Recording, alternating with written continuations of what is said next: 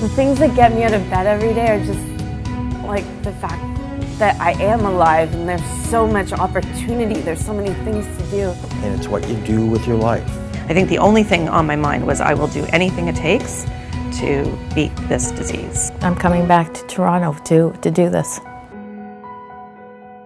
I was diagnosed with cancer for the first time when I was 15 months old, and one of the chemotherapy drugs that they gave me is known to cause heart problems. Having felt this lump, I knew something was wrong, but I was also 8 months pregnant.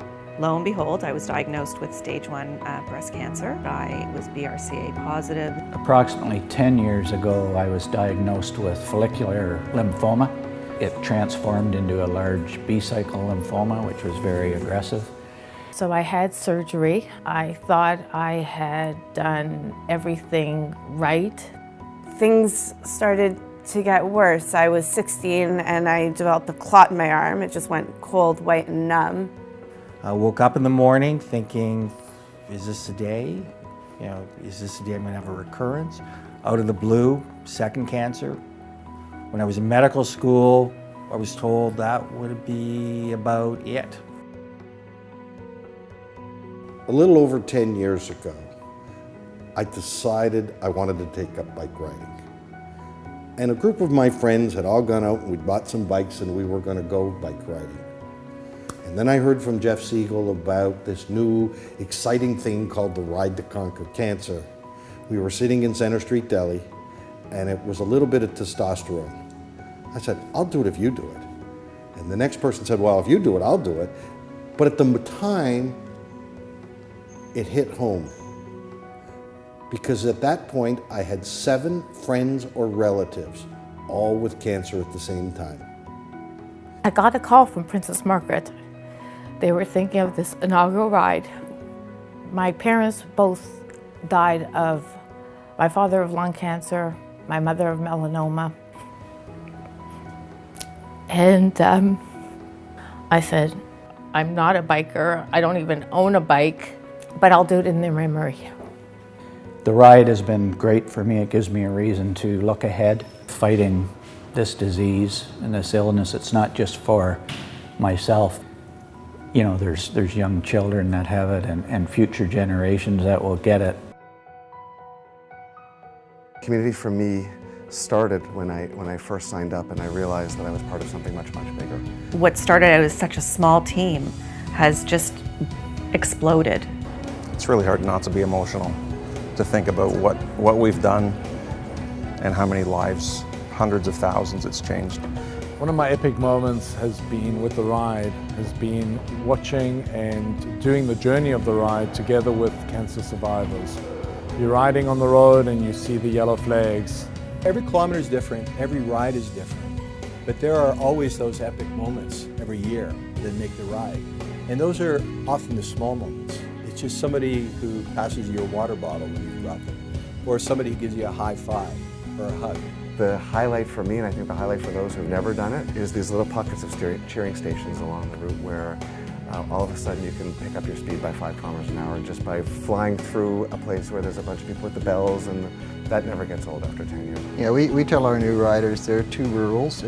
First is it's not a race, and the second is that nobody looks good in Lycra.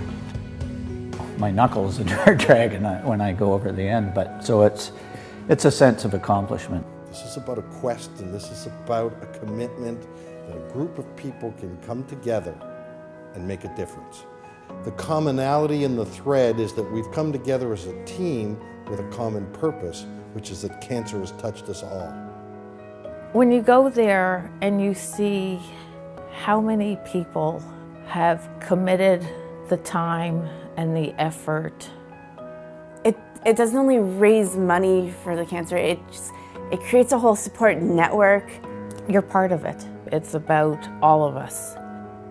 That is one of the most important things I find in pulling through, knowing that there are people at the end who care and want to help.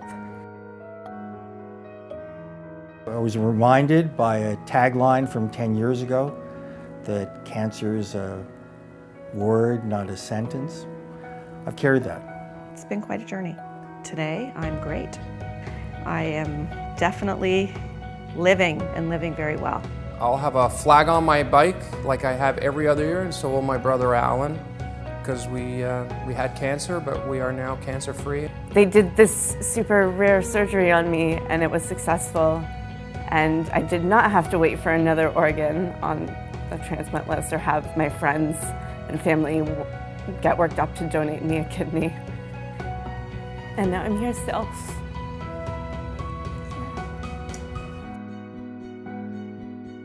Princess Margaret still remains the premier site for cancer care in Canada today. It's figuring out how to deliver care more efficiently, more effectively. People can survive cancer. The question is, how much pain and how much hell do I have to go through, and do I have to put my life on hold to survive this? And when you have cancer, you have to realize that it's one foot in front of the other. When you are finished your cancer treatment, you get to ring a special bell. The nurse had said, Paula, this was your last one. This is it for you. And I'm like, what do you mean I'm done? She goes, you're ready to ring that bell. I just stood there ringing that bell, and it was just like, I can't believe how far I've come in such a short period of time.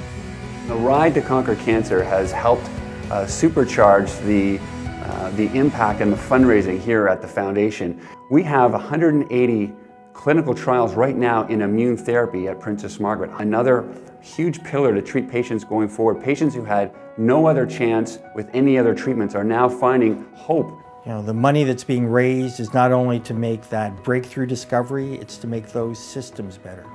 And the work that we're doing 10 years ago in fundraising may have been contributing to a fundamental discovery which just today is being applied. In January 2018, it'll be 10 years that I'm cancer-free. I've been in wards where I've seen what research and what charity dollars have been able to do for other people. Looking at a future of fighting cancer, I say don't give up. Cancer is not going away. 40% of Canadians will hear those three words, you have cancer, in their lifetime. And there'll be a 40% increase in the number of new cancer cases in the next 15 years. Cancer is a journey. Even though people are surviving today, and we are, we still have a job to do. You're never ever done. I just keep going every single day.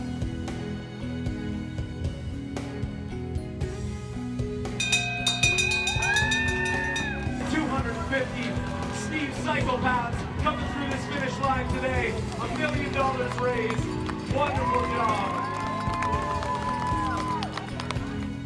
I'm committed to keep doing this as long as one other person, as long as I'm physically able to do this and one person does it with me, I'm in. I've done the ride for 10 years, and I do it. Probably the main reason is because Steve made me do it. And he said, you know, why don't you be part of our team?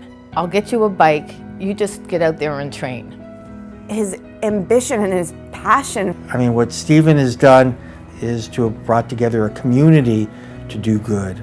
I want to say a big fat thank you to all the Steve Psychopaths who are taking on the ride this year and who have ridden in all the rides. From the bottom of this guy's heart, from the bottom of all of our hearts at the Princess Margaret Cancer Foundation, thank you so much for the unbelievable and incredible support. This is such an important movement.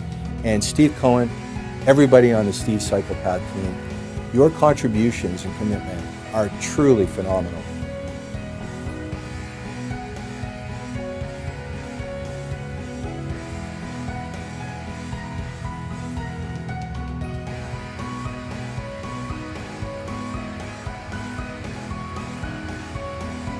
I'm riding. It's not that I want you to ride with me, I need you to ride with me.